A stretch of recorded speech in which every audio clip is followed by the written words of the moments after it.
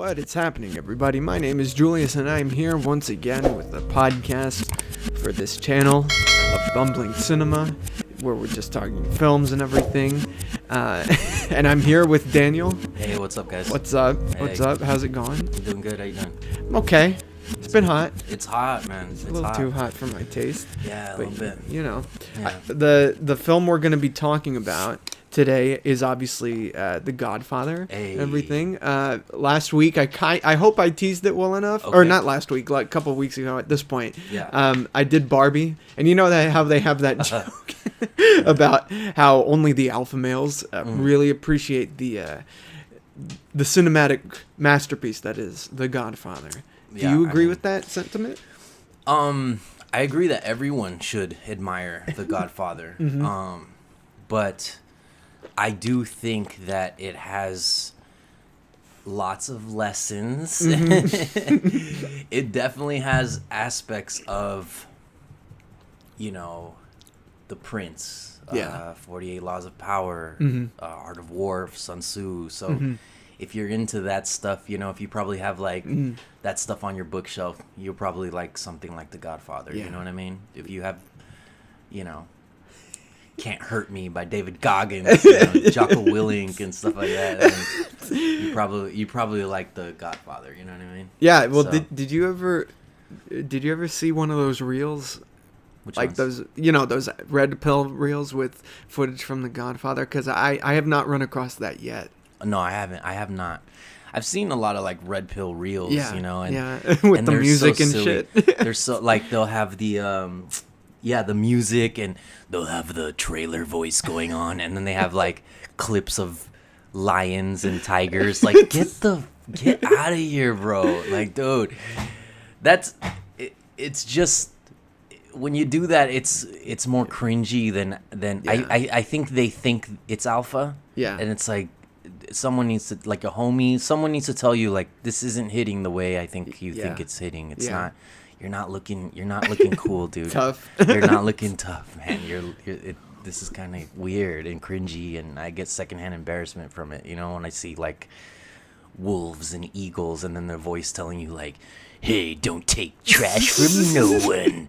You are a dragon lord. You are alpha. Okay, bro.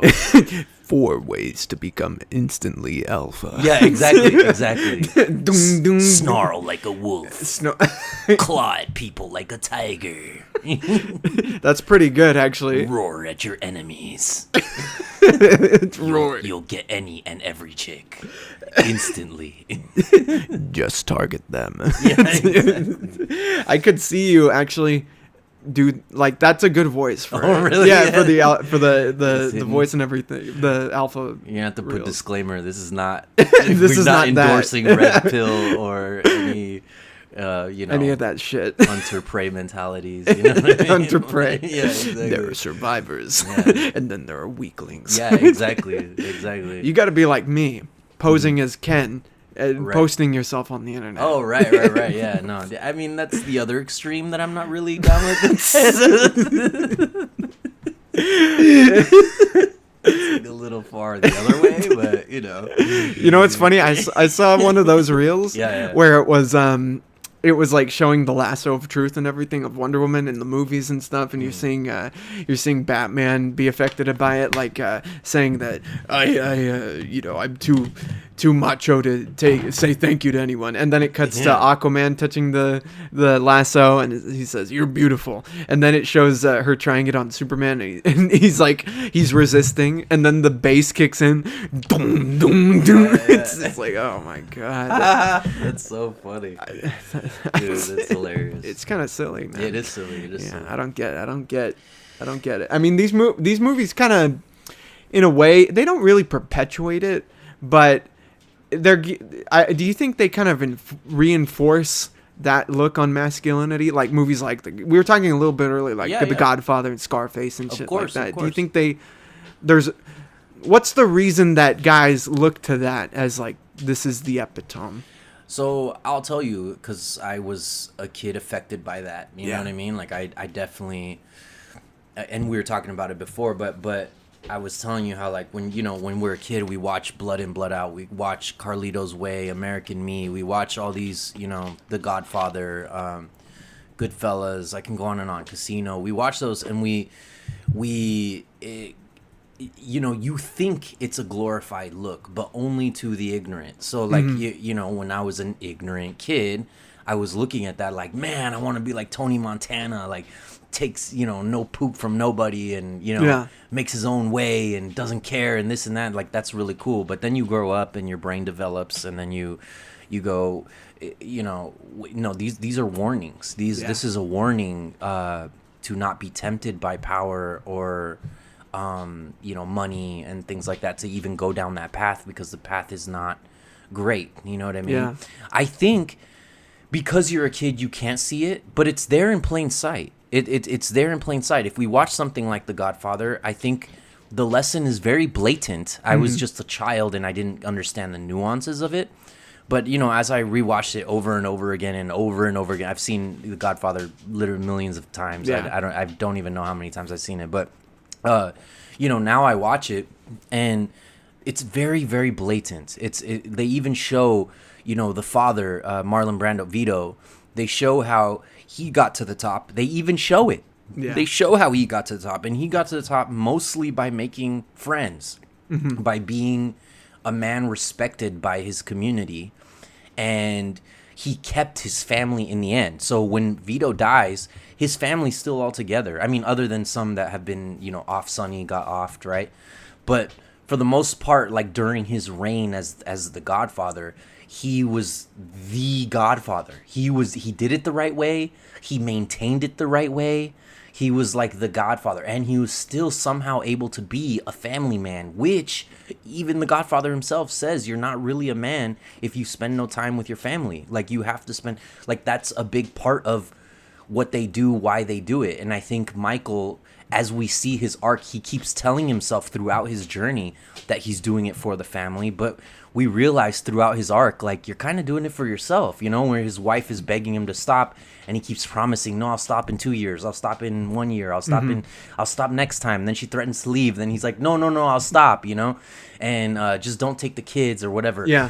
And so, but essentially we know he's not going to stop, because we know that he's still addicted to that power. Not until the third movie, where, obviously it's not the greatest, but they do show that arc where he's like now finally trying to legitimize himself. But in the second one, he has opportunities to legitimize himself and he doesn't. So that kind of shows us that, Michael tells us, or maybe himself, that he's doing this because of the family. He's doing this to keep the family safe. Nah, bro, you're doing it for yourself. You know what I mean? He's doing it for the power. And we see this when I think it's in the second one, but where he asks Haig, he asks him, like, oh, what did I get my son?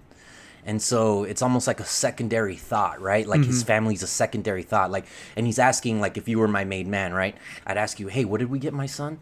Because I'm trying to act like I got it for him. But we, the viewers, see that in Michael's mind, that's secondary. First is business, then, now that we talked about business, can you tell me what I got my son again? Yeah. Do you know what I mean? Like, it's just little nuances where they show us, hey, that's secondary to him.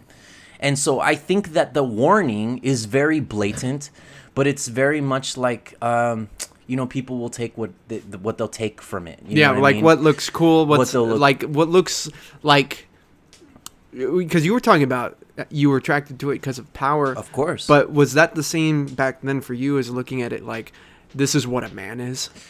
In a way. Yeah. In the wrong way. Yeah. But in a way, yes. Yeah. Because, and what I mean by that is, one thing that I do agree with, I think that there's a certain level of respect that a man is trying to attain. This is just the way that they've tricked themselves, that this is the way to obtain it. Yeah. But essentially, they really obtain just fear. They or instill fear. Yeah. But they're not really getting respect. Again, that I think Vito had respect. He also was feared.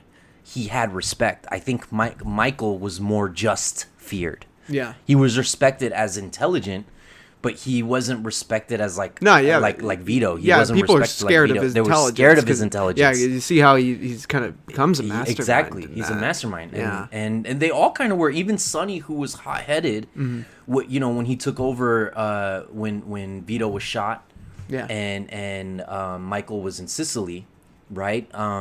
We see that Sonny's actually a better tactician than we thought, than we originally thought. Yeah. Was he a little hot-headed, impulsive? Sure, and that's why Michael was a better Godfather than his brother Sonny.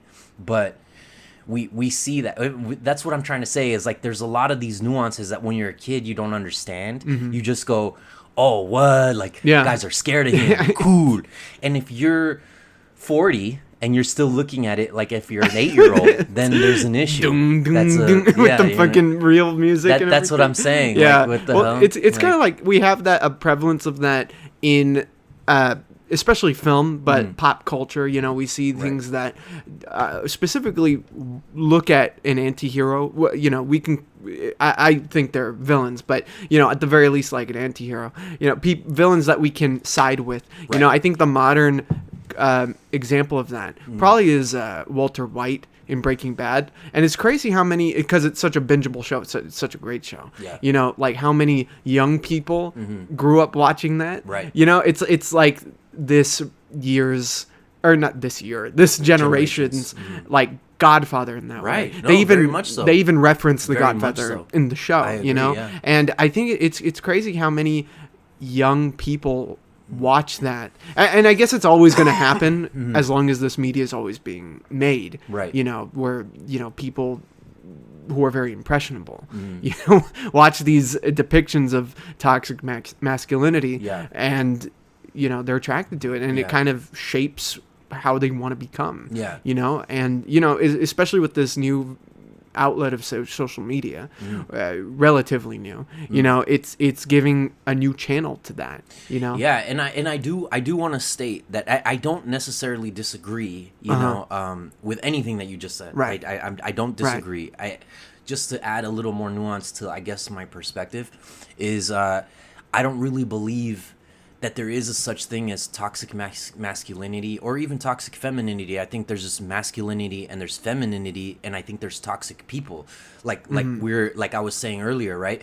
You're either ignorant to how blatant a warning Godfather is, and you think this is telling you what it is to be a man, but it's pretty blatantly telling you that's not what it is to be a man.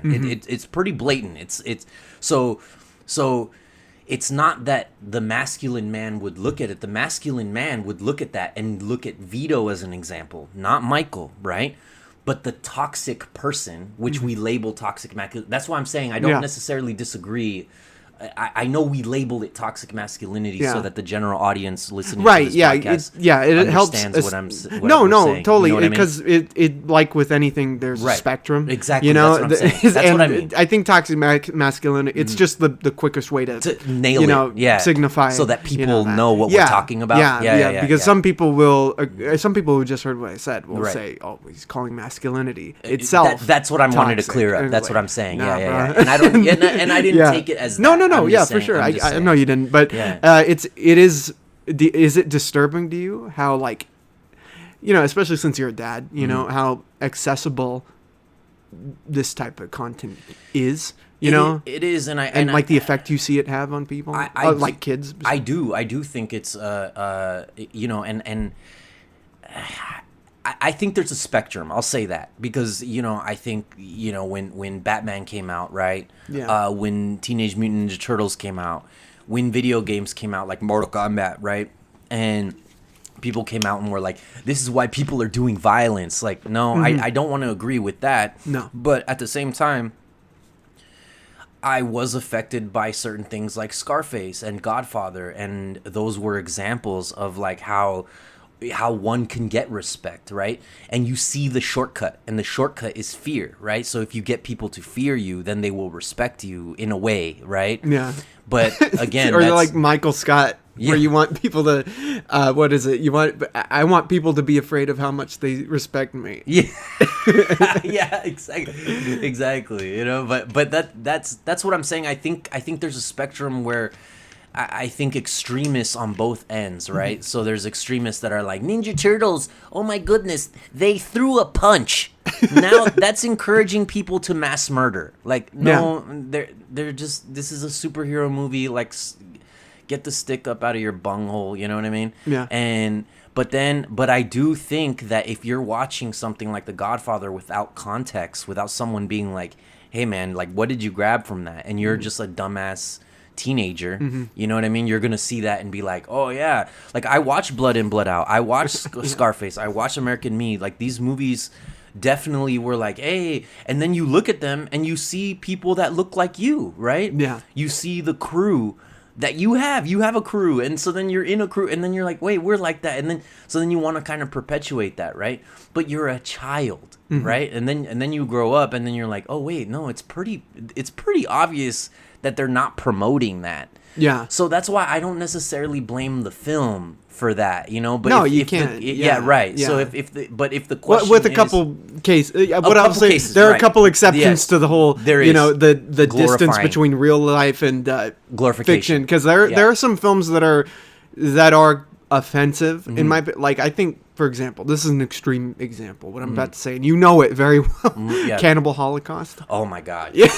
Well, that's Yeah, that's it's crazy. like I said, extreme example, That's but what it I'm is where, you know, I mean, come on, this is Right. really fucked up, right? Right. No, You know, it's crazy. That's offensive. Yeah, the director got arrested, I think, upon its release. Like, that's right. Yeah, dude, that's the ultimate offense. I think Italian. I think he was Italian. Yeah, of course he was. Yeah. I don't care over Once there. again. Yeah. Oh man, in The Godfather, it's all about those Italians Dude, too. you can buy a pizza and almost get killed. Yeah, you know, it's wild. But yeah, I do think there's elements of, you know, does it perpetuate that? Man, I don't want to say yes, because I don't think the film is perpetuating it. I think it's just the individual's ignorance upon watching it. And a kid know can what I mean? be nothing but ignorant. That's what I'm right? saying. Like, That's what I mean. They're not going to know better, and That's it's what I'm sad saying. when you see someone like that grow up and they Right. haven't learned Right. better. You know, they're Right. still acting like they're. There's this clip that my friend Sebastian showed me in like a school of this teenager. I hope he's been embarrassed by this, okay? Because I want him to learn from this experience, where he is like arguing with the teacher about God knows what, and he's saying, and he sounds. This is either real, Okay. or it's in like the acting is brilliant. Right, Okay, right. it's either really real or really fake. Okay.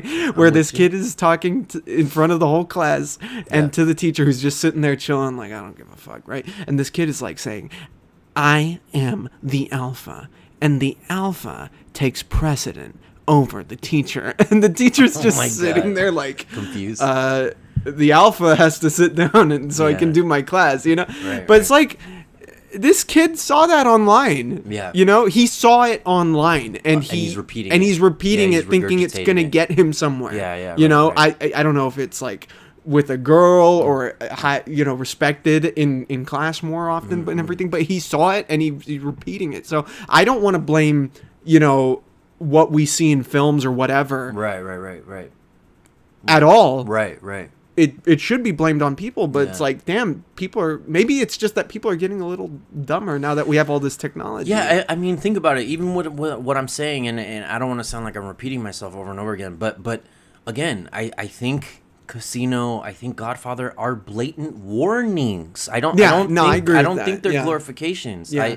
I think, like you said, what is the kid going to be but ignorant? Yeah. So of course the kid's going to be ignorant, but we can't look at because if we look at Mario Puzo, if we look at, you know, Scorsese and Marlon Brando, and we go, hey, you made these movies that all these idiots are like, not. We can't go to them because they made it with the intention to warn us of that Yeah. life. So their defense would be like, no, well, we didn't make it it's not my fault that if I say, hey, don't kill people, and someone's like, oh, I think you meant kill people, and then they go and they kill people, that's not.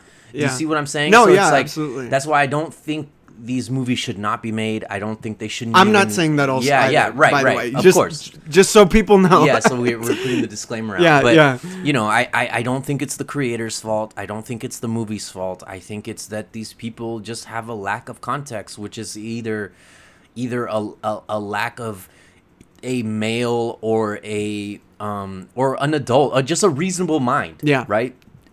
Preferably a male, because you're watching these male figures, Right. And then a male can be like, "Hey, man, that's not really what they're trying to say." Well, also, You know I what mean, also, I would say both, like, a fatherly figure and a mother, because it doesn't matter. a lot of the time, those stories like The Godfather or Scarface or fucking Casino or whatever, they deal, women are usually depicted as like victims, like they're kind of like, or collateral damage. Yeah, collateral damage, right? Right. They so it would help if both sides were there to kind of. No, that's the best. Right, yeah, the absolutely. preference Yeah, is that for sure. But if we're watching if we're watching a movie about love and one of the girls is a prostitute or something, and she's a horrible character, Jenny, right? Right. So if we watch something like Jenny, if we watch something like Forrest Gump, right?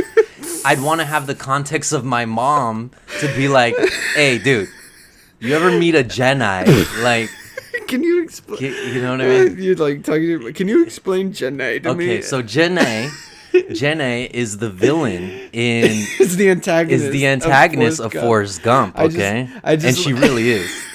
I just really love that you were like, man, a terrible person, a whore, this drug addict. Oh, Jenny, from Forrest Gump. Dude, I mean, come on. She doesn't tell him it's his kid. She goes around, keeps declining this dude as he's doing great stuff all around the world. He's a hero. He's a hero. Yeah. And finally, after, not during or before, after she gets AIDS, is saying, okay, now that you're rich and now that I am diseased, I'm moving in. Can we be a family? Yeah. Like, bro, see again, like sure, my dad can be like, hey, don't do that, dude. Yeah. It's just, there's billions of girls. You don't need to go after this. This is crazy. But it would be even better to have that perspective of my mom being like, hey, like when girls come around like that, they're just trying to mess around with your with your emotions, with your feelings, And then when I'm watching something like Bruce Lee or Rambo, then my dad can be like, hey, these are aspects of how you should be. You should be stoic. You should be calm. Sure. But you shouldn't take a machine gun and dump it on a bunch of humans. Like, that's also not good. Yeah. You know what I mean? Like, yeah. Hey, you should definitely control your emotions. But that doesn't mean that I'm telling you to become a mob boss, okay? Yeah. That's not Don't do that. Don't do that, dude. Take these examples, don't take the other examples, right? Mm-hmm. And so I think in both contexts, obviously it's best to have both both people adding context to the ignorant mind that is a child, but I think it helps better if it's like if I'm taking an ignorant stance on a male role model, mm-hmm. It would be good to have the experience of an adult male being like, hey, yo, bro, hey, you're 8. You're 8. You're 8 years old, and that's not what we do up here in the 40s. You know? Now that we're 40, that's not how we act, okay? Yeah. Like, sure, we don't let people get close, and we defend our family, we go to work, and we are stoic, and this and that. Sure, that's all fine and dandy. But we're not walking around, offing people, whacking people that, that stared at us too long. Like, that's not, calm down a little bit. You know what I mean? Yeah, and well, I think what makes, coming back to like the whole idea of these films or stories in general being warnings, right? What makes them so impactful as warnings is that a lot of the times the characters they're just depicted as, normal. Well, not normal, but they start off as relatively normal.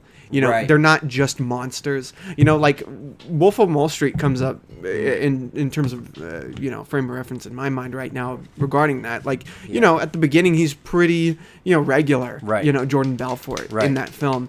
And I think that was the goal of Scorsese, was to depict him as just, it's easy to see, it's easy to get there.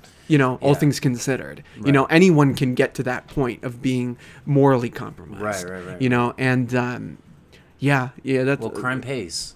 Yeah. So, I mean, they don't say that for no reason. Obviously, there's risks in crime, mm-hmm. but crime does pay. If you do crime, you will get paid. It's just another industry, just like, working in anything. It's an industry, and if you get into the industry, there's risks that come with it, but you also get paid depending on said risk, right? If you're a coal miner, there's risk in that. You get paid good, you get benefits. If you work on an oil rig, it's risk. You get paid for your risk, Same thing if you're into crime, it depends on the risk, right? If I'm running a risk where I'm going to rob a jewel that's $50 million, there's a higher risk than if I rob something that's, a jewel that's $50, right? So you get paid for your risk, just like anything else. I just think I don't think these movies are glorifying it. I again, when I watched it as older, I was just like, oh man. And then you can even watch these warnings, right? And actually, more to what you said, relating it back to The Godfather, we see this with Michael. Michael in the beginning is coming back from the war. Oh yeah, great. He's about to get married. Yeah. He's like he keeps saying how he doesn't want to be involved in any of the life. As the arc goes on, even at the end of the movie, when his wife is asking him, like, hey, did you really do it? This is the one time I'm gonna ask you. Did you really, kill Carlo, right? And he says no, but then he starts getting thanked by all the other dudes. Like, okay, you're the Don, and then the door closes. Yeah, it's almost like she realizes he's lying to him, and like you lose Michael there. You lose him from the beginning of the movie, where he's a normal, like, hey, I just want to get married and live happily ever after. Leave me alone with this mob stuff. By the end of it, he's literally the new Godfather. He's the new Don. And so, more to your point about not the women being collateral damage or anything like that, but at least in this movie, at least in Godfather, the wife was kind of his only tie to the outside world, to his humanity, life outside of mob life, right? The only tie to that is his wife. Everyone else is tied to the mob. His brothers, his cousins, his friends, they're all tied to the mob. His dad. Yeah. The only person not tied to the mob is his wife, essentially.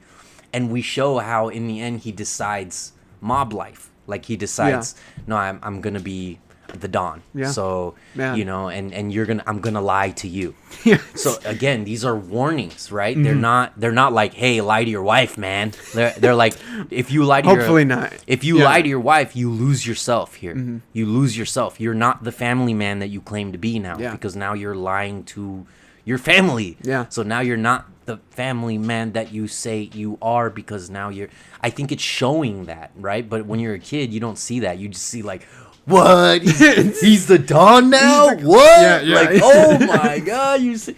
But it's that's why I'm saying I think it is a warning. But if you're dumb, or if you're a child, or if if you just have like a cognitive dissonance, if you just don't want to see it, what I mean? Yeah. I mean, even Goodfellas, Casino, these are all warnings. Like these guys, like they get whacked at the end. You know what I mean? So it's.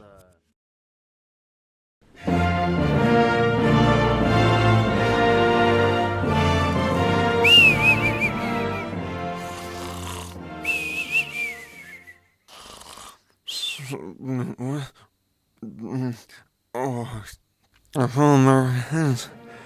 We are the purpose of presence on air that can determine our future as a species. Difficult choices have to be made in the hope that we as a nation will leave a world not only suitable but deserving of those who come after us. We must decide whether or not to subscribe to Bumbling Cinema channel on YouTube or follow on Instagram. On this great channel, you'll be able to find original films and content by an up-and-coming all-American Latino boy, Julius from his humble beginning in Los Angeles. Julius always wanted to make films with friends and loved ones. You'll also find great podcasts hosted by the boy, bi-weekly, about a movie each week.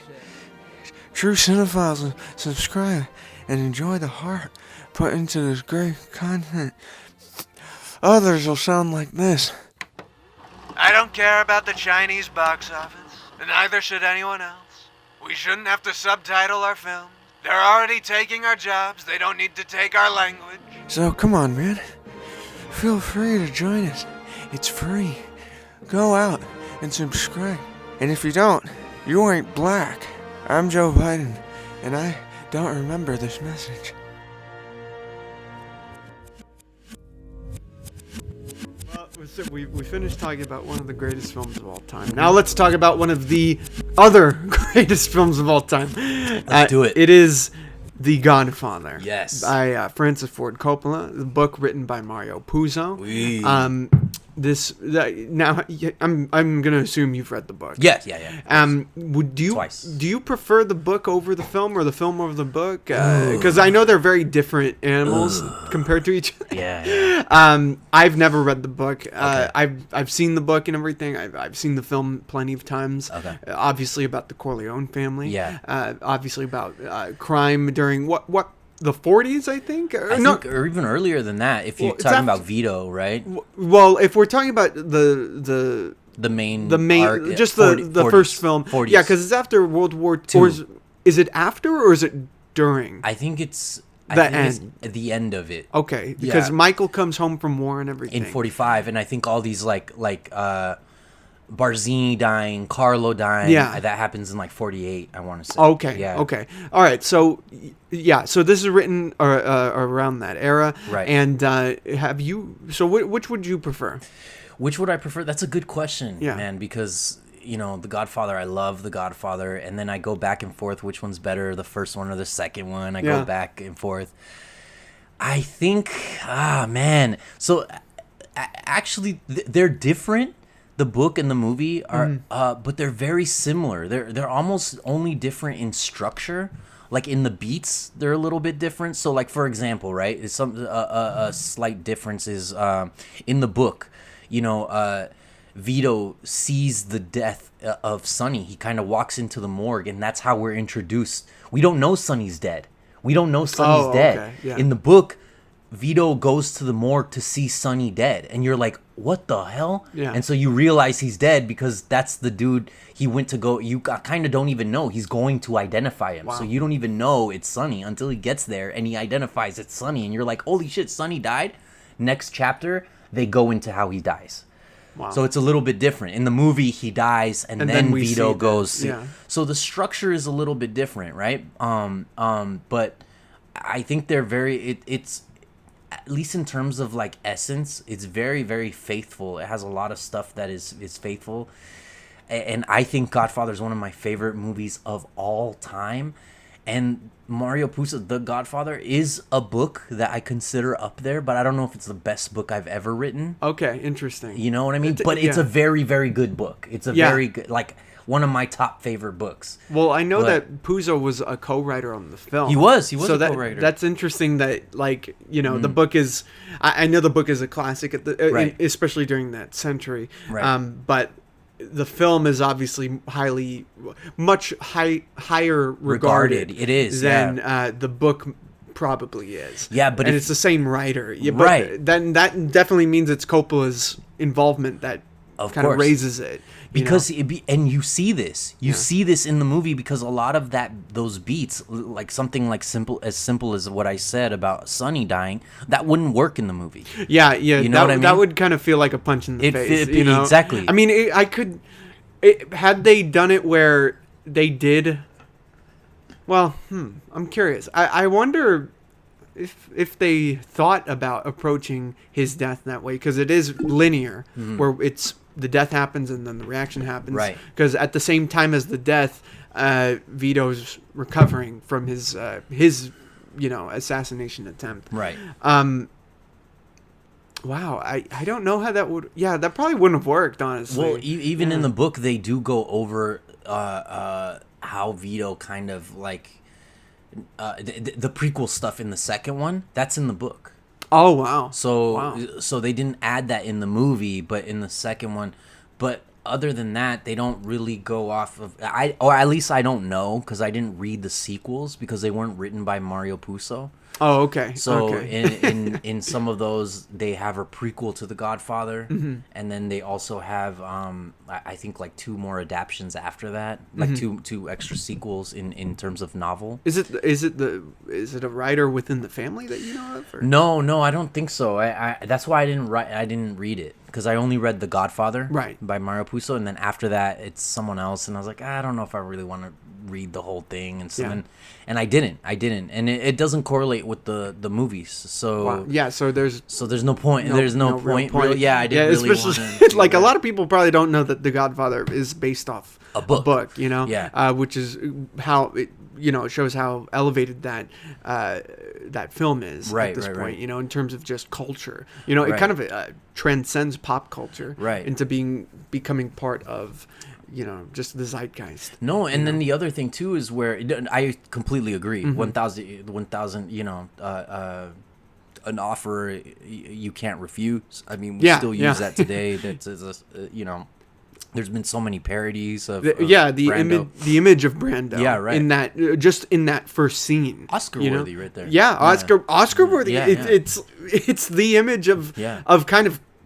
I don't know about crime. Yeah. But it's certainly the image of what we were talking about earlier. A Right. type of achievement in power. Yeah, right. yeah, of course. Plenty of comic books have taken that as a sport source, like Batman: The Long Halloween. Oh, for sure. You know, with for sure. Falcone and everything. Very, very mob. Very inspired by it. Yeah, you know, for and sure. it's just become a part of. I don't know about everyday culture, the day to day or anything like that, but everybody knows Everybody does about The Godfather. And that's again when we're talking about like the book, right? It's crazy to me that the book isn't as regarded as the movie, because it's very similar and kind of goes in deeper depth. The book is always going to go more in depth, always, you know. But even if we talk about something like the side characters, so if we look at something like Fontaine, the actor singer guy in the movie, the kind of Frank Sinatra, Dean Martin. that type, fool, yeah. definitely Frank Sinatra for sure. That fool in the book has a whole chapter. It's wow, a whole chapter. Is it the same kind of area same essence? where it's the Yeah. horse head and everything? It- Because that's kind of his. It's not. He's not really in it, but it's Right. about him. That segment of the film. Yeah, where they right, go to right. Hollywood and they talk to the producer. Well, no. So in the book, that guy, the reason they put the horse head in his thing is not only because of that, not only because of the influences in the movies and all that, Right. but it's because that guy is a pedophile. Oh wow. The reason Jesus. they omitted that in the movie is Yeah. because they didn't want to show the Corleones as heroic. Oh, I see. So they Yeah. wanted to show Yeah. them as extremists. You know what I Yeah. mean? Like, oh, you don't want to put them in a movie? Horse head in your bed. Put him in the freaking movie. You know what I mean? But in the book, that dude is also a pedophile. So Damn. then it's kind of like, you Yeah. know, again, these little things that you see in the book that you don't see in the movie, right? Sonny in the movie, the wife, I forgot his wife's name. Is it his wife or his sister? No, it's his wife. His sister is Connie. Yeah, Connie's Connie- the one that marries Carlo, the Yeah. traitor, right? Yeah. But in the book, the wife of Sonny was known for having like a big member. Oh, okay. And we laugh, but in the book, it's like a severe emphasis. The wife gets her own chapter after his death because the big tragic thing is that she lost her husband because not only did he have a big member, but she had a big, she had a big of her own parts. Okay. Yeah. No, it's stated in the book. And so it was actually hard for her to get satisfied. In the book, okay. they Sure. mentioned Yeah. that. So especially after Sonny died. Yeah. Because no one else could satisfy her. So like she's her going through her husband. own like So her own depression. kind and depression. everything. Exactly. Yeah. She even goes off with this like surgeon to try to like. Oh my God. Yeah, and It's a whole show. They tighten her up a little bit. Oh, The surgeon Jesus. tightens her up just so that they can kind of Sure. go on their sexual escapades and Uh-huh. stuff like that. So it's a little different. Luca Brasi, right? Oh, yeah. Luca Brasi, who in the movie he kind of looks like a little buffoon a Mm-hmm. little bit, but in the book he's a psychopath, and the reason Corleone Vito uses him is because the dude is so vicious. Like he even gets this chick pregnant, right? The chick gets pregnant. He orders the midwife to throw the kid into a furnace. Oh my god. Yeah, and then he throws her off the building. Oh my god. So he offs her. Or no. He threw his neighbor off the building. He killed his own dad because the dad cheated on or abused his mom. So he kills his own dad. He kills his own baby. He kills the mother of his own baby, which is just this girl he was messing around with. Mm-hmm. So Vito kind of sees him, and that's why you see he's kind of even uncomfortable with Luca Brasi. And Luca Brasi has this kind of aura about him, like, hey, don't mess with him, you know? Mm-hmm. But in the book, he, you know, in the movie, it looks kind of dumb, where he, like, goes over and then dies instantly. Yeah. He goes to the other family, like, oh, I'm going to try to infiltrate you. You know, I don't like the Corleones. And then they just kill him right there. Yeah. Because they're like, no, you're the most loyal to the Corleones. Yeah. So I know you're lying. But in the book, he had already been there for months. Jesus. That he gets killed, sure, but it's not so abrupt. It's like he had been trying to infiltrate the Tattaglia family for a long time, the Solassos. He had been trying to infiltrate them for a long time, for 6 months, I believe. 6 months, I think it was. Yeah. 3 months, something like that. No, 6 months. He had been trying to infiltrate them. And through dating this chick who was attached to the Tattaglias, he knew he would keep mumbling, like kind of complaining to the girl, knowing that she was going to go tell somebody else. And then that's when they kind of were like bringing him in, because then from her hearing him complain on bed talk, be like, oh, the Corleones, they don't allow me to be a main man, whatever. And then the girl goes to them and then says, oh, I think he's down. But then they end up killing him anyways, right? Yeah. Because they know that he was like the most loyal to Vito. So they knew it was all a lie anyways. Yeah. But in the movie, they don't go to that. They just go, hey, go over and try to infiltrate them. Okay. And then he goes, he's like, hey, I'm here to infiltrate you. And then they kill him, you know?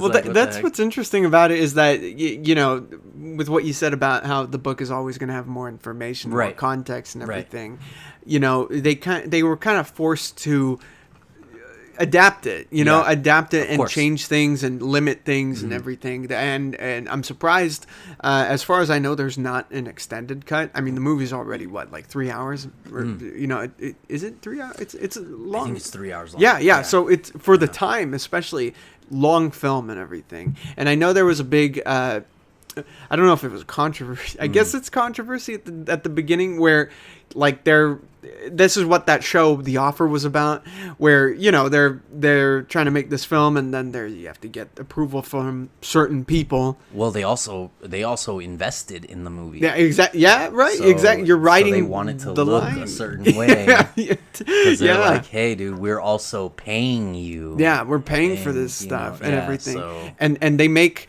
a movie that is, not only is it maybe the greatest mobster film ever, but it shows how gritty it is, like showing the restraint of not depicting the Corleones as heroes or heroic on any level. Again, it's a warning. Yeah, it's a warning. You know what I mean? Very much so. Very much so. And I don't know if there's extended cuts, but I know there's deleted scenes, right? Of the Godfather. Yeah, and I don't know if necessarily they're of the first or the second one, you know? But I do know there's, like, okay, so for example, there's 2 deleted scenes for the same scene. And what I mean by that is, do you remember Fabrizio?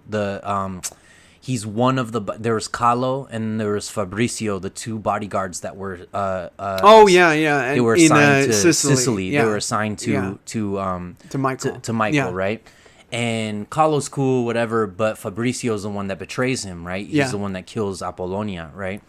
And we kind of don't get context of, like, why that is, but in the book, he wanted to be a pizzeria man, and he's obsessed with American culture. That's why in the movie, he's always asking Michael all these questions about America. And that's where it's kind of like, thought, okay, because, even as a kid, I remember thinking, because I saw it when I was a kid, and I remember thinking, like, why did Fabrizio betray him? But it's because Barzini went to him and was like, hey, I'll set you up in the United States with your own pizzeria and blah, blah, blah. Damn. And so there's 2 scenes. There's one scene where he meets his death, just like Apollonia. where he gets in a car and Oh, his and it car blows up? explodes. Yeah. Yeah. And then there's another scene where Michael does it himself, and he shoots him with shit. a I believe it's a rifle or a shotgun.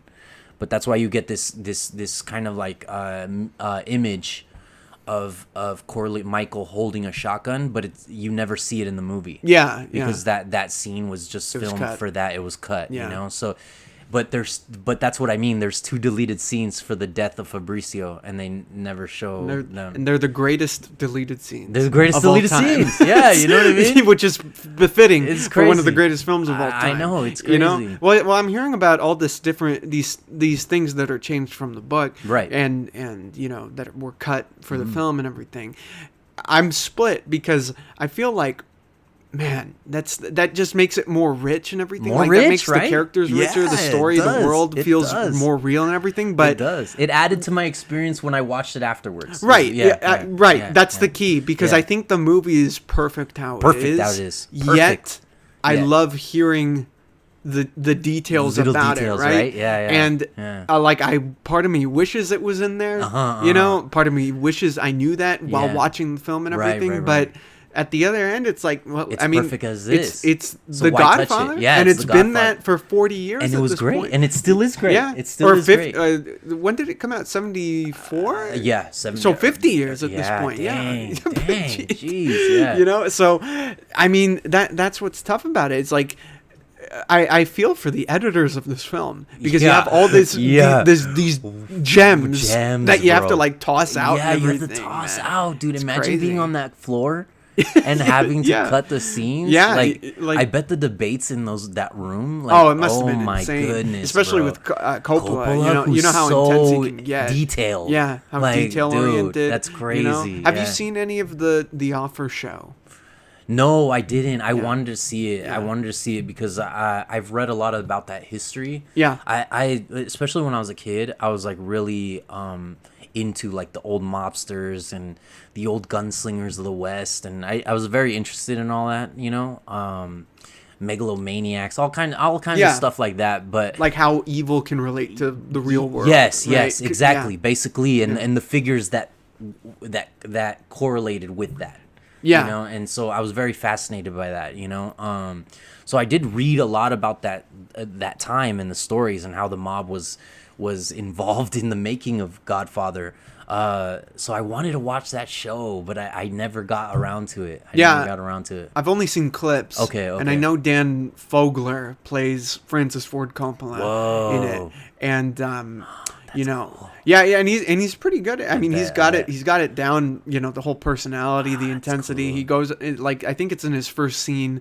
He talks about the Godfather book, Whoa. and he's like nerding out over. He has Yeah. this whole soliloquy about how it's a metaphor for capitalism and everything, Whoa. and you know, because you have the Corleones who are, you know, it's interesting. They start out as blue collar, you know, Yeah. you know Vito's story, Yeah, especially as it's expanded in the second film. But then he becomes The Don. the Don. He becomes the establishment. He's like in bed with politicians and actors and musicians. Everybody. He's everywhere and everything. Yeah. You know. Which is the difference between him and Michael, right? Yeah. Vito had to earn all that, and Yeah. Michael kind of is born into it. Right? Yeah, and he's born into it, and it's clear that at first, I mean, we talked a little bit about this earlier, but it's clear that at the beginning he doesn't want to take Doesn't part want of it. it. He doesn't even want to do it. And I wonder what you think about this, because I think that most of him doesn't want to be involved, Yeah. but I think that's because he wants to prove that he's better than the rest of his family. Do you think that it's that, or it's that he's just genuinely, or it's like, what's your take on it? Is he afraid? What's going on there? So I didn't realize this until I got older and understood the nuances. I think in the end it's revealed. I think the movie or the trilogy gives us that answer. So I don't even think it's my opinion. I think the movie gives us the answer. I mean, it's my opinion that the movie gives us the answer. So It's my you could interpretation. disagree. Yeah, so you could You disagree. can't spell interpret without Yeah. fact. Yeah. So you can say I'm wrong or whatever. I think that the movie shows us this answer, Okay. and And the reason is for what we talked about earlier, where his wife is kind of the only tie back to the real world, right? And so to answer your question, he's still, even with that tie to the real world, and he had outs. We see that he had outs. Yeah. And he never takes those outs. So to me, the answer to your question, which is a good question that I haven't really thought of, but if you were to ask me, which you just did, it now kind of it kind of correlates with what I always thought, right? Which I always thought Vito does it for the family, and Michael tells himself that he's doing it for the family, but really he's doing it for himself. Meaning that to answer your question, do you think he didn't want to be involved because of him, or because some other reason? No, I think it was because of him. I don't even think it was because of his wife. I think it was an ego thing. Mm-hmm. I think that's what we learned from Michael versus Vito. Vito moves in the best interests of his family. I think Michael moves in the best interests of his ego. And we see that from the very beginning. I think that's the very first clue and it's not even mob related.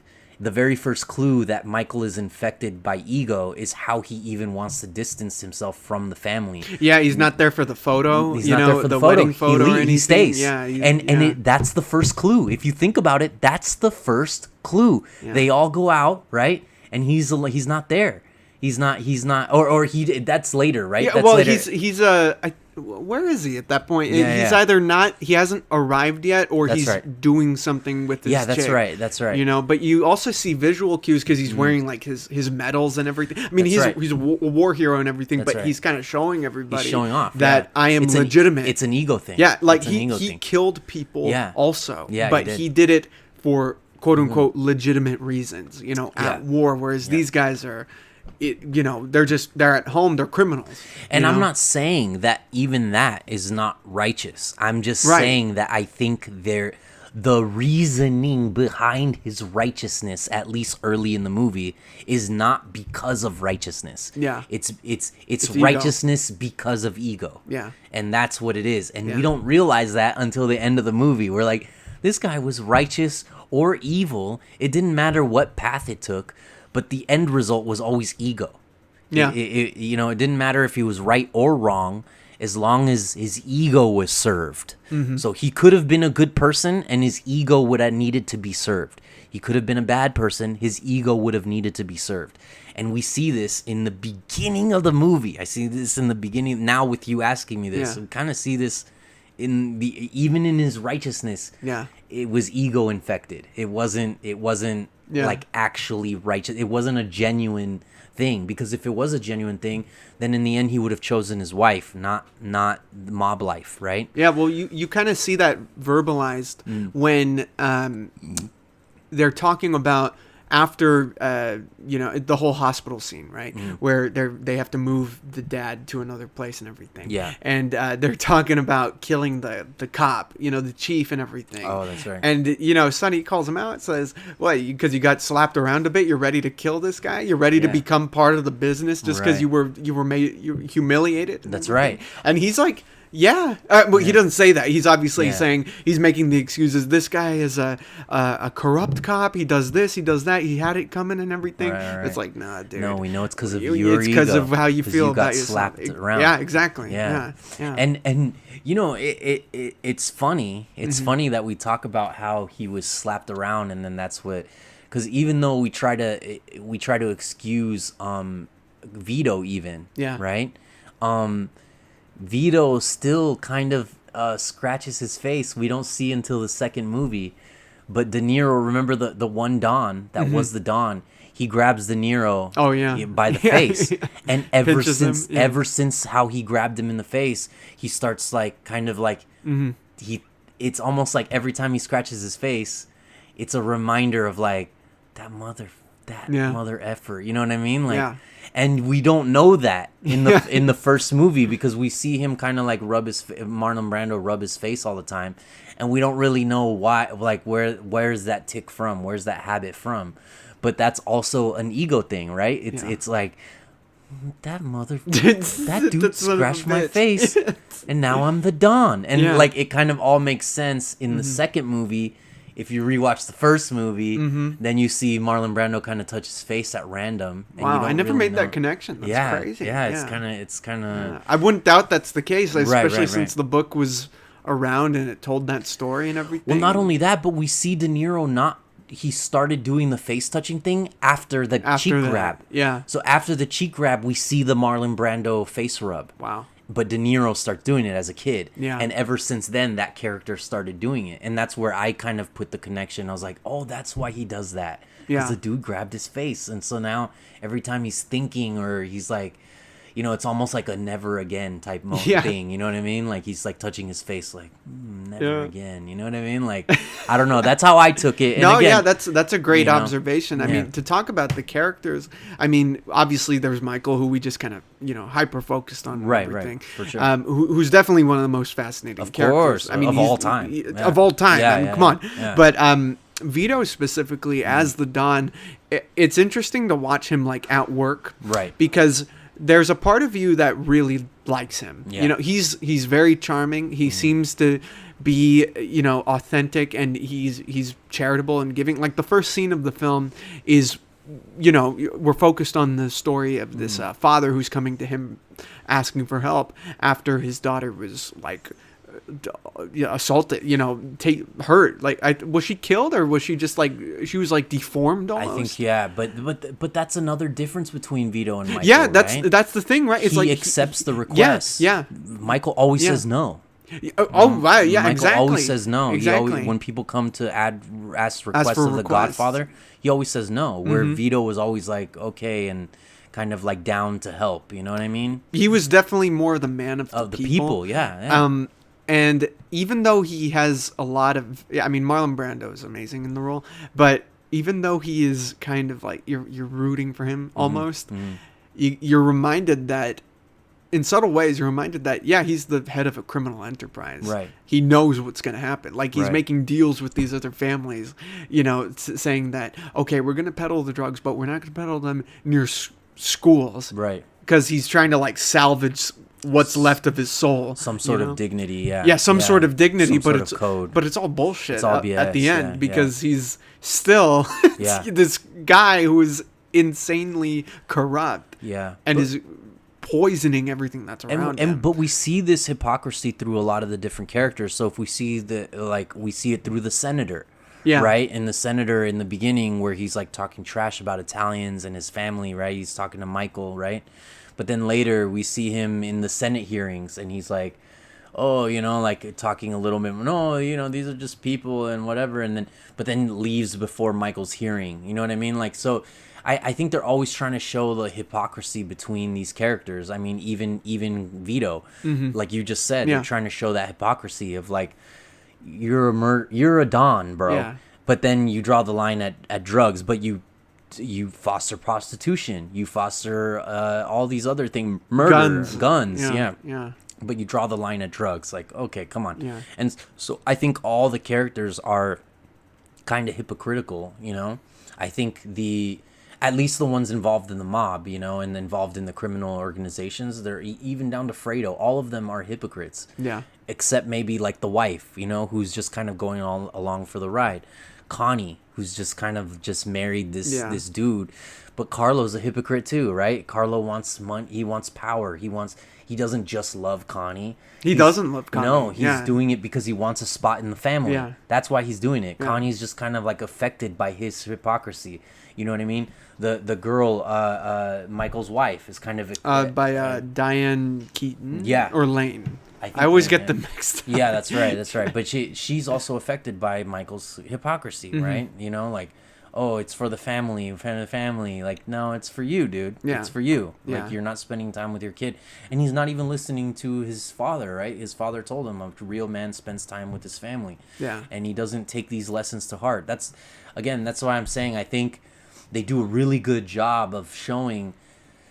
I think that the real Godfather is Vito, right? Like the title character, even though Michael's the one that we follow on the arc, I think the Godfather is Vito. I think he's the one that is the best example for, quote unquote, how to do it right, how to be a godfather. As much as you can, as right? much as you because can. he's always. I feel like he's always trying to like teach something. He is, you know. Yeah. He even look at it. He keeps Sonny around. Yeah. In the meetings, and Sonny kind of like has these emotional outbursts, right?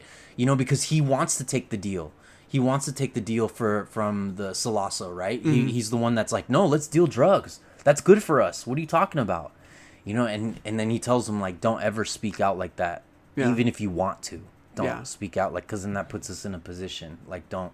He's, like, teaching his son, you know, by bringing him into these meetings. It's very, you know, I agree. He's always trying to teach. He's always trying to teach Michael. He's always trying to, He said one moment that stood out to me was when he was like, I never wanted this life for you. Right. You know, because he's I remember the line, or I try to remember the line. He's like, it could have been Senator Corleone, fucking Mayor Corleone, you know, anything else, but now it's Don Corleone, you know, and it's really kind of sad at that point. It's sad, but I also think that that's part of the hypocrisy that we're talking about. Even though they do show that he does want him to become a senator, they even have that conversation where Vito's trying to tell Michael, like how you said, like he could have been senator, he could have done so many things. But when we look at the prequel part of the Godfather, right, we see, even if you look at the cover of The Godfather, right? What's on the cover of The Godfather? I'm going to say usually Marlon Brando. No, it's usually a... Oh, it's the... what am I talking about? It's the puppet strings. The puppet strings. Yeah, the marionette puppet handle. Strings. Yeah. And I always took this, okay? And maybe I could be reaching here, right? But even though Corleone, like Vito says, I didn't want this life for you, you know, I feel like he's always kind of like pulling those strings of his kids. He's of everybody, even his enemies. Yeah. He's the one pulling the strings. He's the one that kind of has to be the tactician that teaches or manipulates. He just does it in the best way.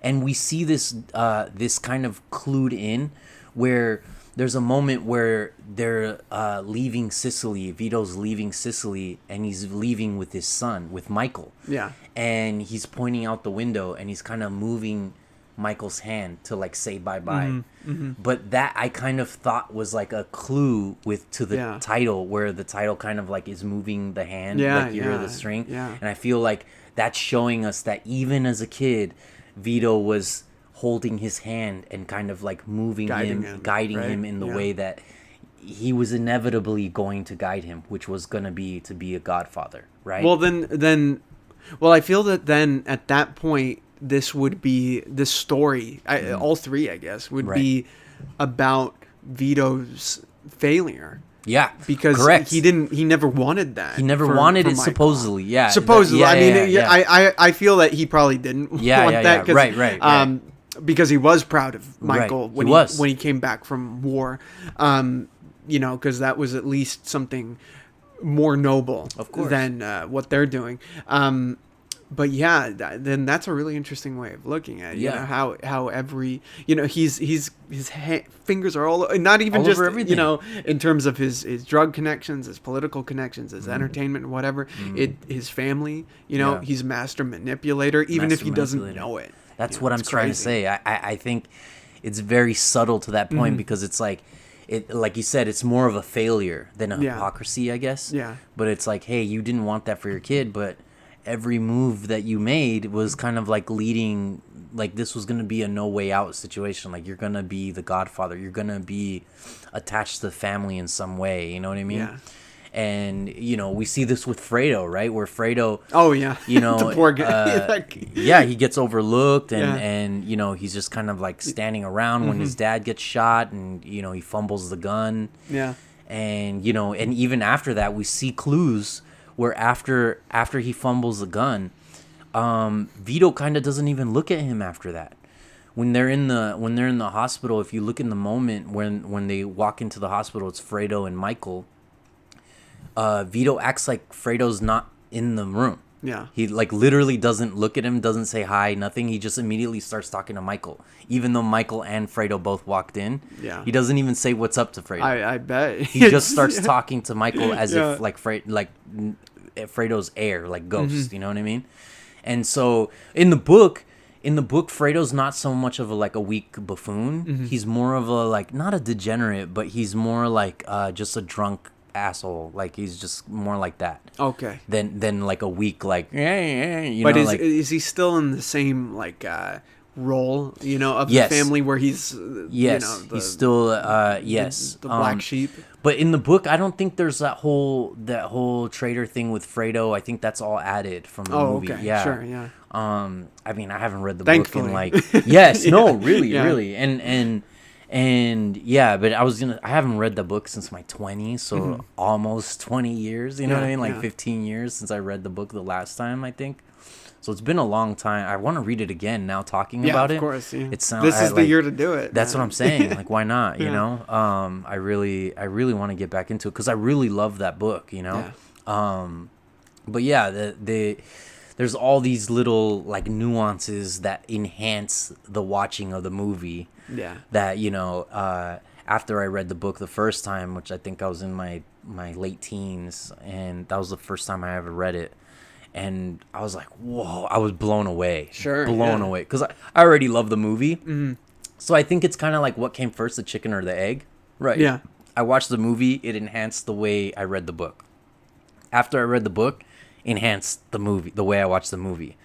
And like, you know, that's why I recommend you read the book. You know what I mean? Yeah, no, I recommend people should read it's been the on the book. list for sure. Yeah. I mean, I can't get enough of, you know, the films, of course. Yeah, I mean, the direction from Ford Coppola is pretty incredible. It's insane. Especially considering his background. But like how he started, he was doing like a lot of B films, Right. B horror, space monster right. films and everything. That's George Lucas was an apprentice of his and everything. Whoa, You know, wow. like this guy was Big coming deal. from a very specific area of filmmaking with like Roger Corman and shit to make one of the greatest films ever made.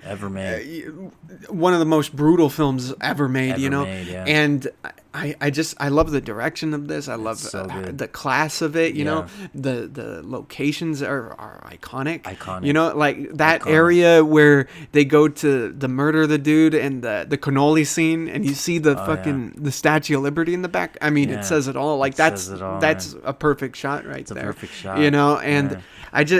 I love all the sequences in the film. Oh, you know, man. the scene where he murders the captain, the police captain, and Solaso.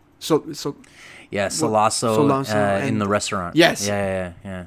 I mean, Yeah. it's fucking amazing. Yeah, it's that amazing. scene, man. What's your Yeah. what's a sequence of this that you think of when you think of The Godfather? Oof, it's tough because to me,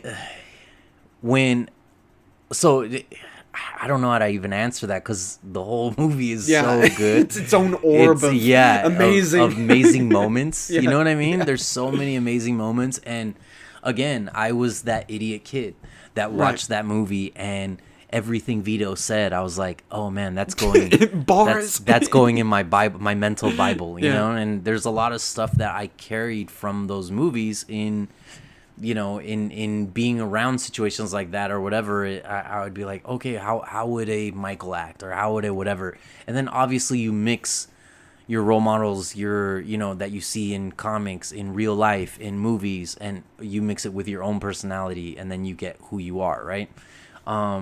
But for me, a goosebump inducing moment is at the end when he's getting his hand kissed. That to me is like, oh, whoa, like, and then the credits roll as you're just like, what the fuck? Like, what did I just watch kind of thing? Like, and I get that emotion every single time I watch the movie. And at the end, when they start kissing his hand, where they just finished talking and she's just asked him that serious one-time aloud question, like, I'll never let you talk about the business, but I'll give you one question your whole life. You know what I mean? Mm-hmm. And she used it in that time. She's like, okay. And she used it, like, did you kill Carlo? You know? And he's like, nah. And like that, you're like, like, because that's what I love about Coppola. Yeah. It's like, he doesn't have to, there's no exposition there. There's no exposition. You yourself as the viewer, you deduce, oh my God. Like, now he's choosing Yeah. There is no Michael from the beginning. It's like a full arc. Yeah. And that He's moment, gone. it's gone. He's gone. And you get that right when you don't need another character being like, I think Michael Corleone is gone now. He's not the character from the beginning of the movie. You know what I mean? Like you don't need that exposition, you know. Yeah. That we get in like trash Star Wars now, you know what I mean? Like that's not we don't need that somehow. Michael turned bad. Yeah, exactly. Yeah, exactly. Somehow Vito is back again. You know what I mean? Like hey, that would be awesome. Yeah, no, that would be cool though. But you know what I mean? Like we don't get these like really superficial. Everything is, you know. I heard once where, I think I heard someone talking about directing, right?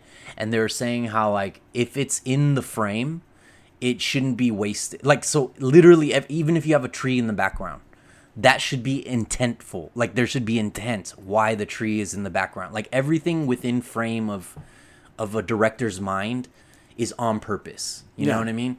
And I don't know how true that is. I've never made a freaking movie, but when I watch The Godfather, it feels like even them getting oranges, right? Yeah. So you look at something like them getting oranges, someone always gets shot after they buy a freaking orange. Like every time that someone eats an orange, every time someone bites an orange, someone hands someone an orange, the next scene is someone dying. You know what I mean? So then you start getting little clues like that where you're like, oh man, like an orange is like the signifier of like death is coming. You know what I mean? It's on purpose, even though if it's so small and it may not be telling you that it's on purpose.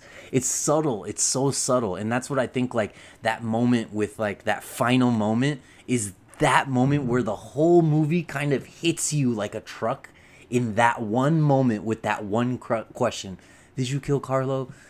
No, I didn't. Yeah. You know? Yeah. And then you're like, that's his fate is sealed. The whole at that point. movie hit me right there in that. I mean, the whole movie was hitting me already. I had goosebumps the whole time, but that moment, I was like, oh my! Like all the hairs on my forearm stood up right when he says, "No, I didn't." I was like, oh, and like you just get goosebumps, and then you get even more goosebumps when they all start kissing his hand, and then the door closes, and her look at her like. And you kind of don't know. Do you know he's lying? Yeah. Are you like gonna tell yourself you're okay with the lie as long as he keeps lying to you? Yeah. Or did you really believe him?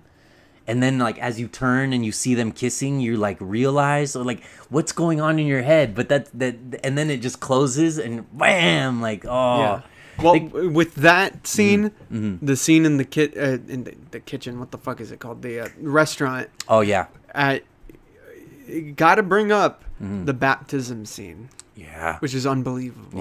Yeah, of course. Fucking unbelievable. It's unbelievable. Yeah. You're seeing the moral demise, because it's kind of similar to what you're talking about at the end, where it's not only that he's lying, because he's being asked by the father or do whatever. You denounce Satan? Yeah, and then you see his quiet. He's quiet for a second. Yeah, he's like lying to himself, and he's lying to God. He's lying to his family. He's lying to everybody. Yes. And not only is he lying, saying, "Are you gonna take care of the family? Are you gonna do this for the family? Are you going to do this for God and everything? Do you denounce Satan?" You're seeing his action interspliced in this sequence where it's like people are fucking dying because of him. Bro. Yeah. You know, it's unbelievable. I don't know. I'm not the biggest film buff. I mean, I've seen plenty of films from the 70s and everything, but a lot of them don't do that.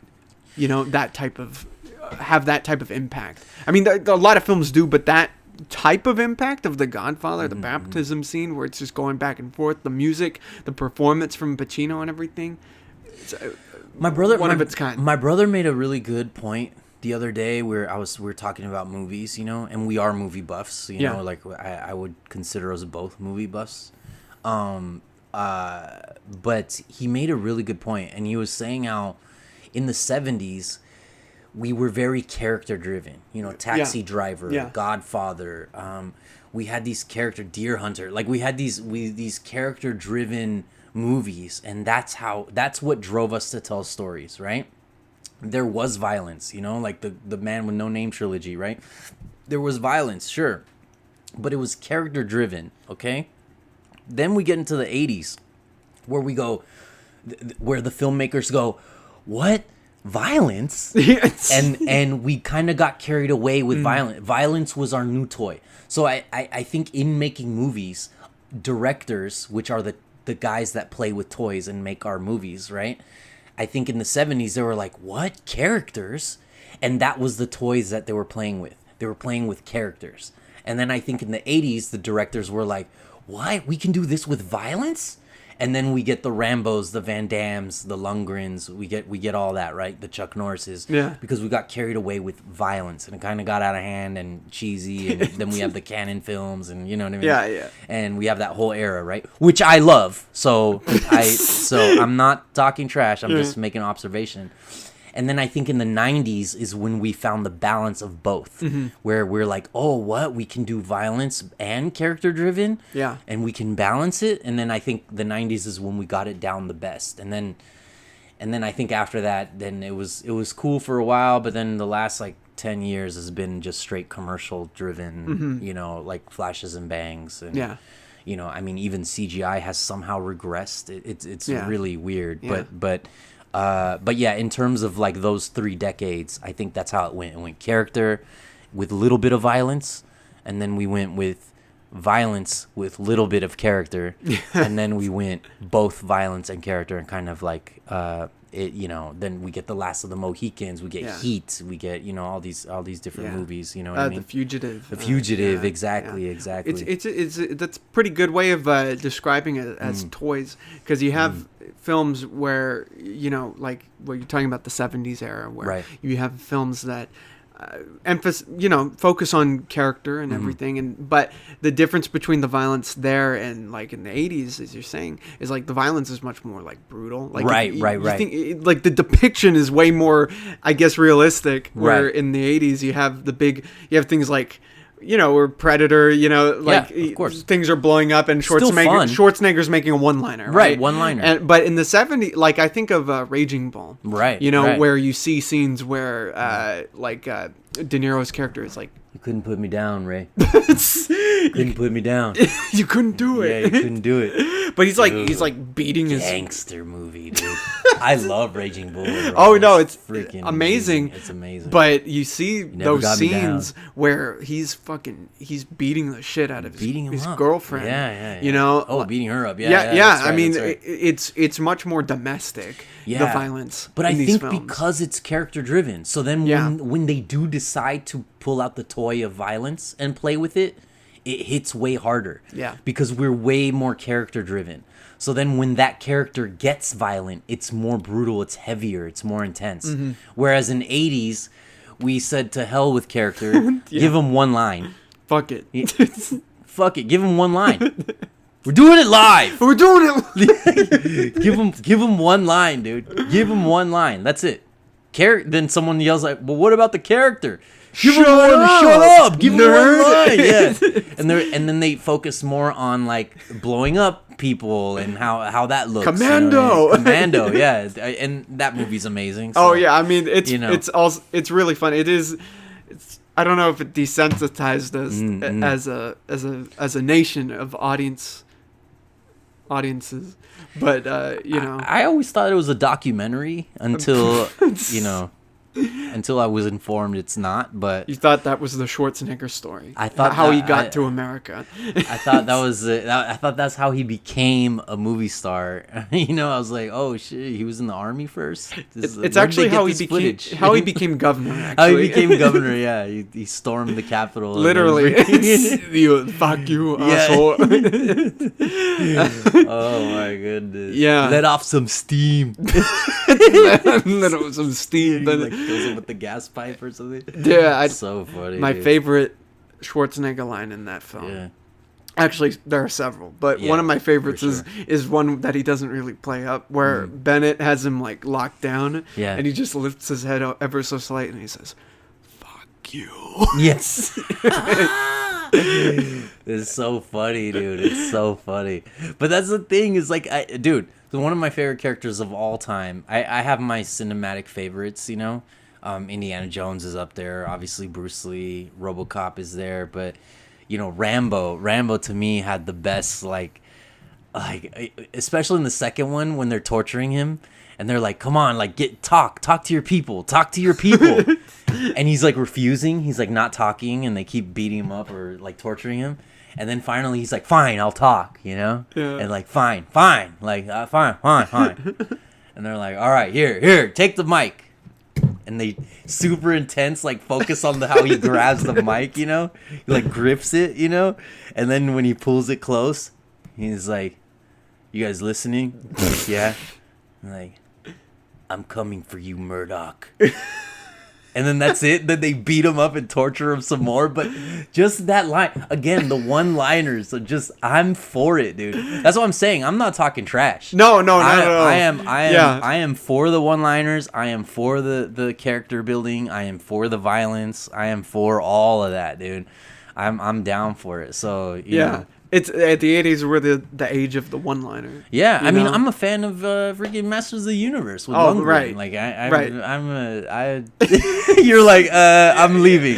Podcast is over. I was trying to talk about The Godfather. Like good movies. I think this is the only Godfather podcast ever to be recorded that brings up that other film of the Masters of the Universe.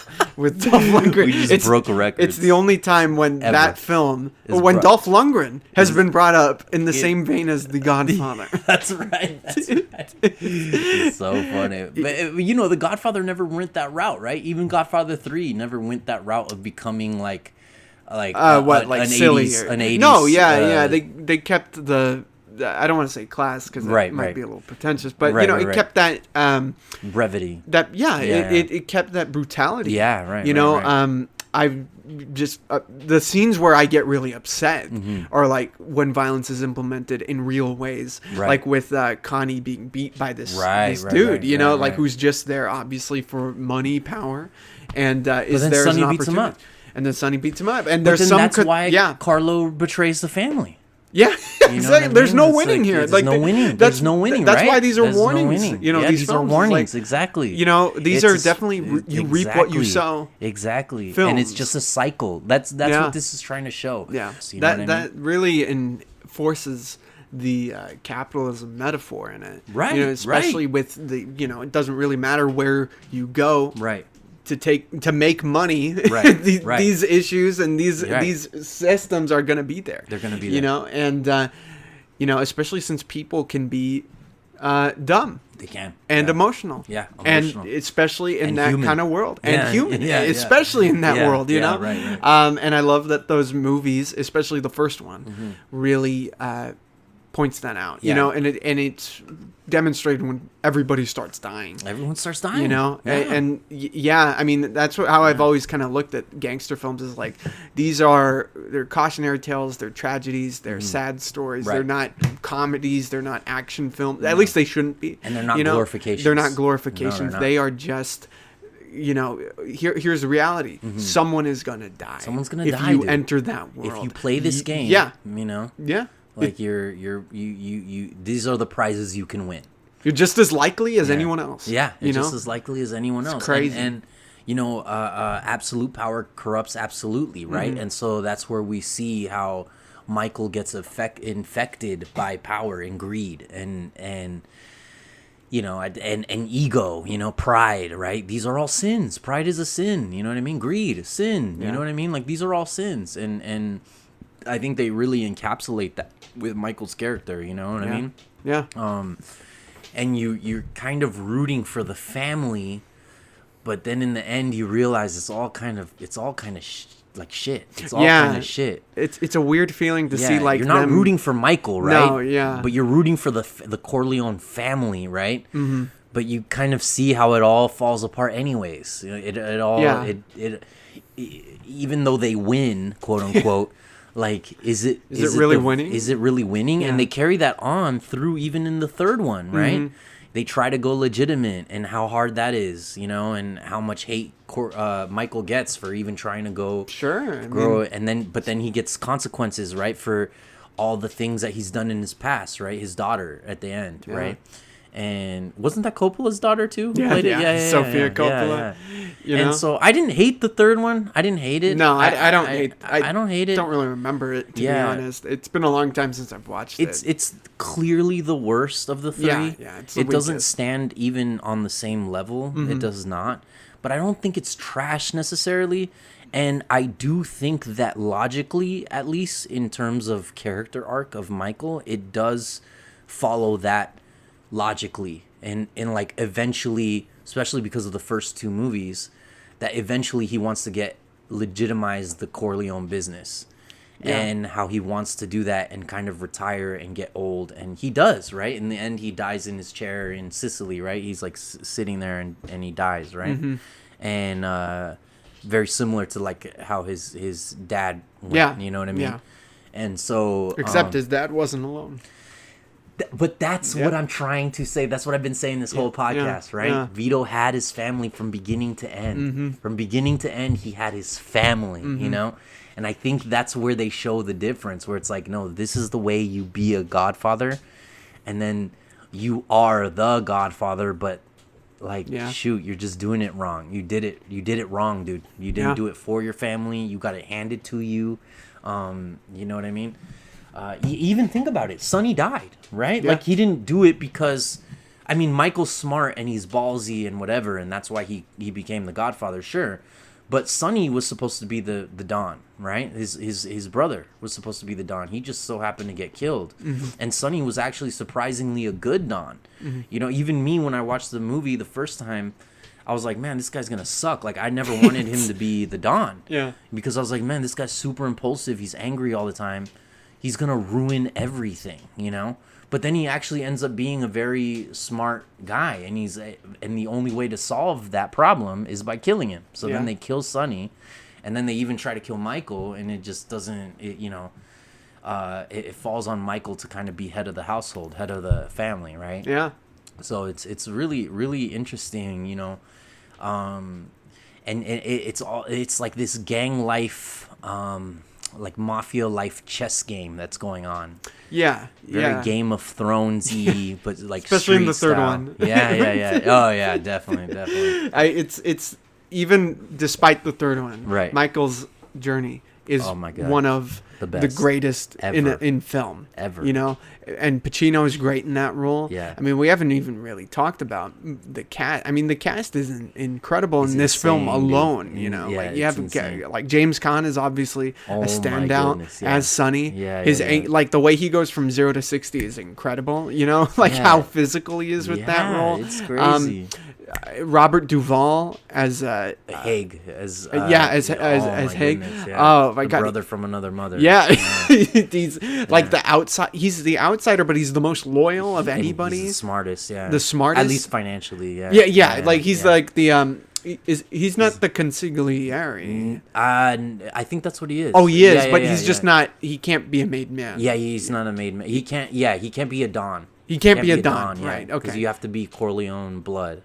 Yeah, and he's like what? He's like what, Polish or something? Yeah, I forgot. Like he's not even Italian, I think. Right? I don't know if they can. But I think they considered him a made man. I think who they didn't consider a made man, which kind of grew in his resentment, was Carlo. So Carlo thought that because he was gonna marry Connie, that he was gonna be a made man. But like, dude, you're still not a Corleone. They didn't consider him a Corleone still, you know. And the only reason they brought him in, which we don't know as they're doing it, but you know, it was to lull him into a false sense of security, right? So Michael already kind of suspected that Carlo was the traitor, and he kind of like gave him more responsibilities to kind of like be like, no, we don't suspect you. Yeah. We're good. Yeah. And then later he comes. And then almost right after. Yeah, almost right after. He's like, hey, you have to answer for Sonny. You know? He's like, no, you got it wrong. He's like, dude, tell me, was it Barzini or was it Tatalia or whatever, you know, or the Salassos or whatever? He's like, it was Barzini. He's like, oh, shoot. All right. Well, you're fucking dead now. Yeah, and then you die. Yeah. Well, he tells him, he's like, you can keep lying to me, but then that's going to piss me off because it insults my intelligence.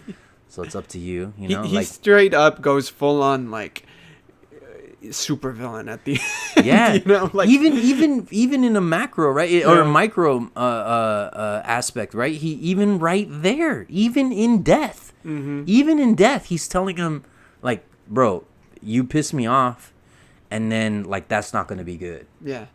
Or you're going to die. Yeah. But, like, do you want me to kill you angry, or do you want me to kill you, like, just because it's something I have to do? Basically, that's what he's asking him. And then he even tells him, like, he's going to let him get away, right? He's like, okay, fine, you can leave. Fine. No. Right in the car. Yeah. They freaking kill him right in the car as he, like, they're still lulling him until the point of actual death. Yeah. They're still kind of, like, telling him, nah, it's all good, bro. It's all good. Yeah, go for it. Get out of here. Yeah. Nope. No one gets out alive. No one gets out alive. Or at least unscathed. No, even Michael, when he's trying to get Fredo back in the car, he's like, I'm still your brother, Fredo. I'm still your brother. And it's like, Fredo knows. Like, you killed Carlo, bro. Yeah, brother no, ain't shit. No, you ain't, that doesn't mean nothing. And I betrayed you? Like, dude, no. Come on. And I'll have to bring up Fredo. Yeah. He's one of my favorite characters in the film. He's great. You know? Yeah, he's great. Just His this film performance is even. You know? insane. Yeah, he's like really great, and it obviously good. gets explored more so in the second film. But of here course. he plays weak, Yeah. very well. Yeah, like pitiful and weak, very well. His look is already there and everything.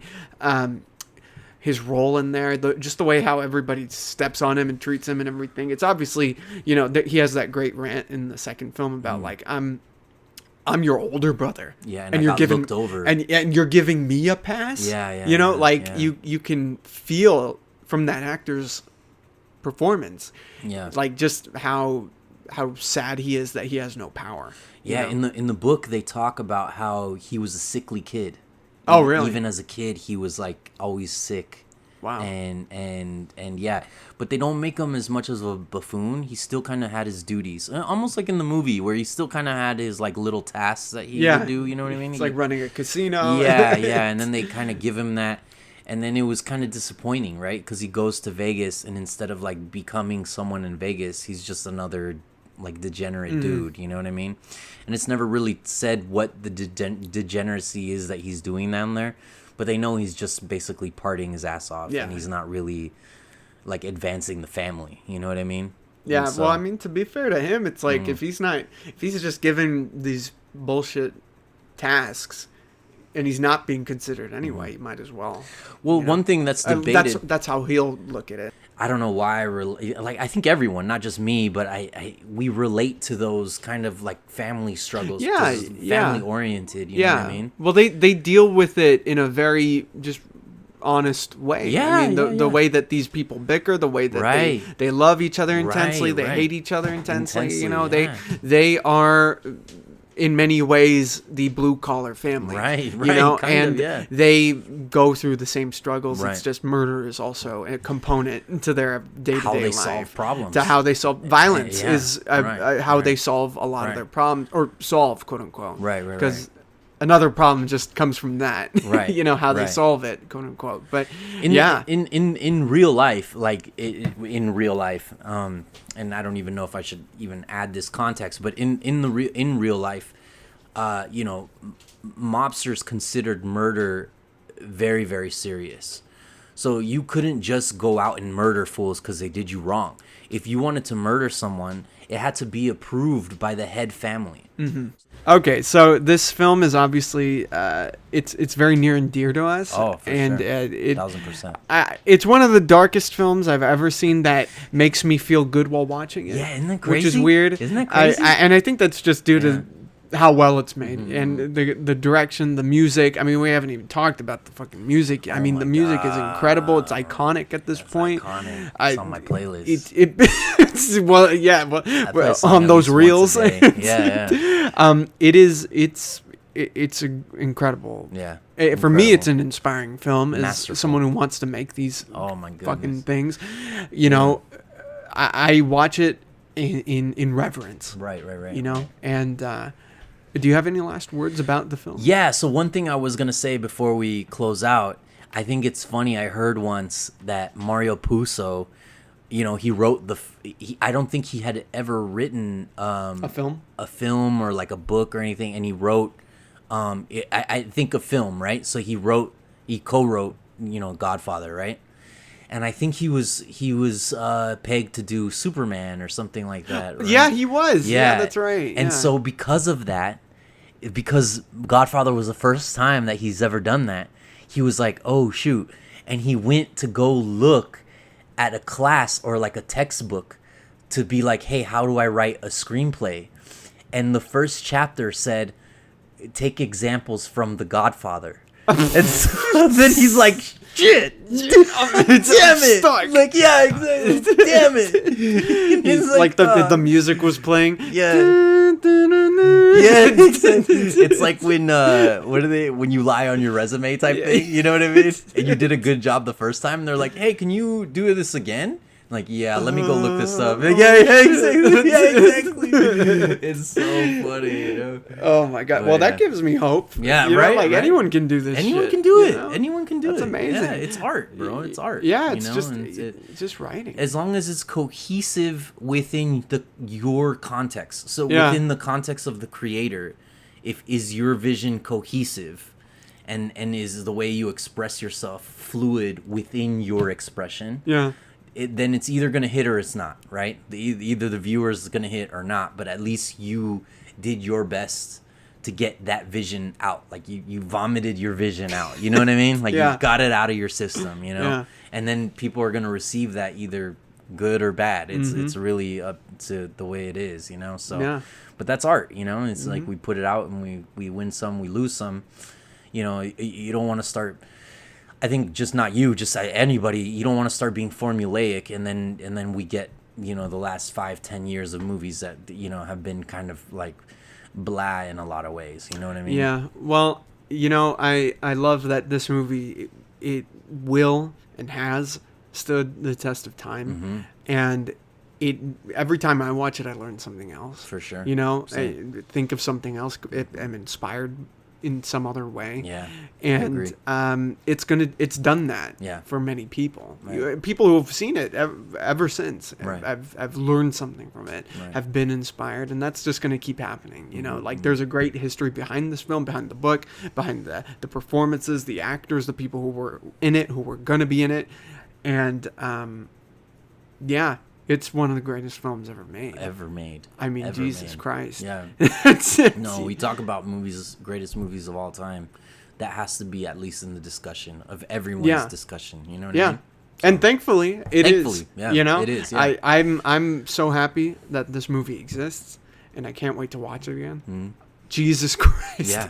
So good. All right, we're gonna wrap it up. Okay. Daniel, thank you so much for joining me on this discussion. Thank you for having me. We're gonna have you on again soon to talk about the X-Men. Oh my goodness! Don't get me started. Oh man, those videos are gonna come out soon. Okay. I'm not sure if I might as well talk about it real quick. In honor of Deadpool and Wolverine coming out next month, we're going to have 2 podcasts where I have a bunch of different people on each podcast, and we're going to be talking about the X-Men franchise. Let's go. And Daniel's going to be one of those people. Hey. And we're going to see when we can do that, and I'm excited to do that. Same, It's going to be great. It's going to be really fun, I promise. To me, my X-Men. Oh, Jesus. If we're going to talk about that show, that show is something else, dude. Oh, shit. Don't even. That's what I'm saying. Don't get me started, bro. Don't get me started. I got to stop the recording before we go for another 6 hours about X-Men. Seriously, bro. Watch X-Men 97, people. Yes, you have to watch it. If you haven't seen it. Maybe I'll do a video on X-Men 97. Who knows? The name is Gambit. Remember it. Oh my goodness. Goosebumps, bro. Oh shit. Goosebumps. Marvel. All right, guys. Yeah, all right. Thank you so much for listening. Have a good one. Stay safe and goodbye.